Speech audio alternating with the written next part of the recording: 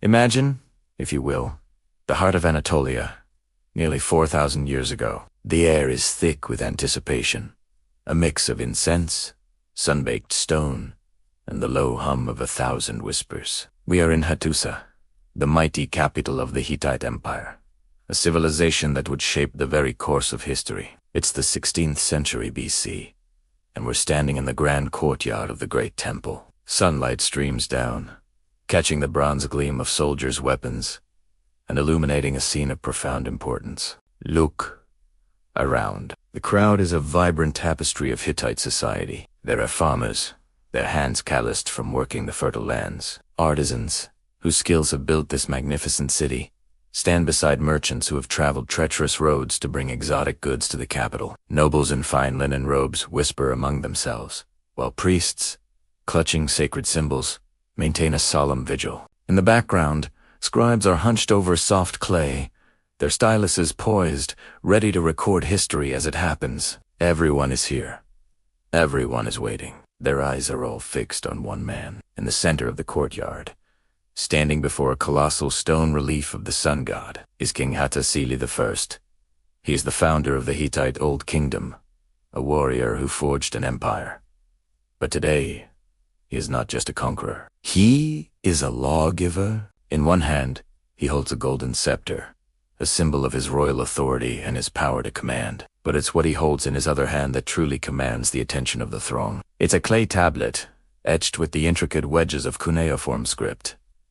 This is no ordinary message. This tablet represents a monumental leap forward for civilization. For centuries, justice in Anatolia, and indeed across much of the ancient world, was often a matter of a king's whim or a priest's interpretation. Laws were spoken, not written. They could change with the wind, favor the powerful, and leave the common person in a state of constant uncertainty. But Hattusili understood that for an empire to endure, for a society to be truly just and stable, the rules must be clear, consistent, and known to all. A low, rhythmic drumming begins from a distant corner of the temple complex.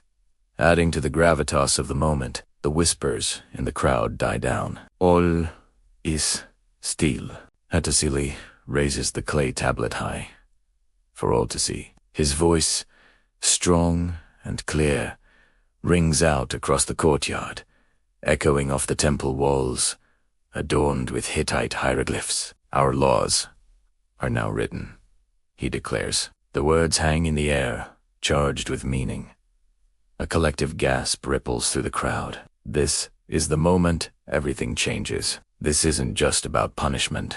The laws Hattusili proclaimed were remarkably advanced for their time. Before this, legal codes in the region often relied on the principle of an eye for an eye, a brutal, direct form of retribution. The Hittite laws, however, favored restitution over retaliation. If you wronged someone, you were more likely to be ordered to pay compensation than to suffer the same injury yourself. This was a revolutionary concept, a shift towards a system that aimed to restore balance rather than simply inflict pain. Let's delve deeper into what was on that tablet. These laws, which historians now call the Hittite Code, covered an astonishingly wide range of human activity. There were laws about murder and assault, of course, but also about theft and property damage. There were detailed regulations for commerce, setting fair prices and ensuring contracts were honored. This was crucial for the merchants in the crowd, giving them security in their transactions. Family law was also a major component. The code outlined rules for marriage, divorce, and inheritance. It protected the rights of women and children to a degree that was quite progressive for the ancient world. It established that a family's property should be managed fairly, ensuring that a widow or an orphan wouldn't be left destitute. For the farmers and artisans, this meant their life's work and their family's future were protected by a written, unchangeable standard. As Hattusili speaks, outlining the principles of this new justice, you can see the impact on the faces in the crowd. There's a dawning sense of security, of order. The scepter in his hand represents his power, but the tablet represents a promise that his power will be wielded with fairness and consistency. The sun god relief behind him is no mere decoration. It symbolizes divine oversight, the idea that these laws are blessed by the gods, rooted in a cosmic sense of right and wrong. The cuneiform script itself is a powerful symbol.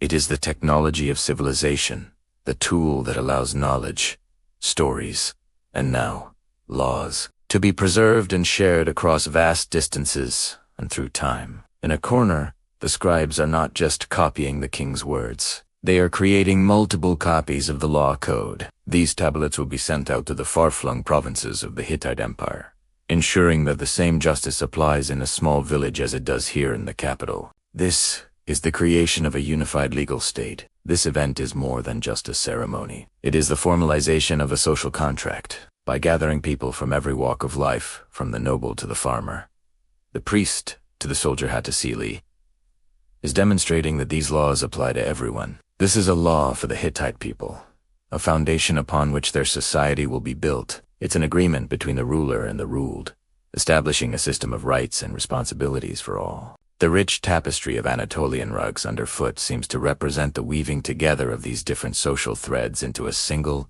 strong nation under the rule of law. The significance of this moment cannot be overstated. While other law codes existed in Mesopotamia, this was the first of its kind in Anatolia. It established a legal tradition that would influence the region for centuries. The Hittites were pioneers, not just in warfare and ironworking, but in governance and jurisprudence. They understood that an empire is held together not just by military might, but by a shared sense of justice. As the ceremony draws to a close, the king lowers the tablet. The drumming stops. A respectful silence hangs over the courtyard, soon replaced by an excited murmur. People turn to one another, discussing what they've just witnessed. A farmer might clap a merchant on the shoulder, a shared sense of relief and optimism passing between them. A new era has begun. The era of written law, the promise of justice, etched in clay, baked in the sun, for all to see. This moment in the great temple of Hattusa was a beacon of progress. It was the embodiment of the idea that civilization is not just about building great cities or conquering lands, but about how we choose to live with one another. It was a declaration that justice should not be a secret held by the powerful, but a public trust, permanent and universal. The echo of Hattusili's voice proclaiming our laws are now written is the sound of a society taking a giant step out of the arbitrary darkness and into the light of reason and order. It's a story from the distant past, but its message about justice, equality, and the rule of law is timeless. Thank you so much for joining us on this journey back in time to witness one of the most important moments in legal history. If you enjoyed this exploration of the ancient world, please hit that like button and subscribe for more deep dives into the stories that shaped our civilization. Let us know in the comments what other historical moments you'd like to see brought to life. See you next time.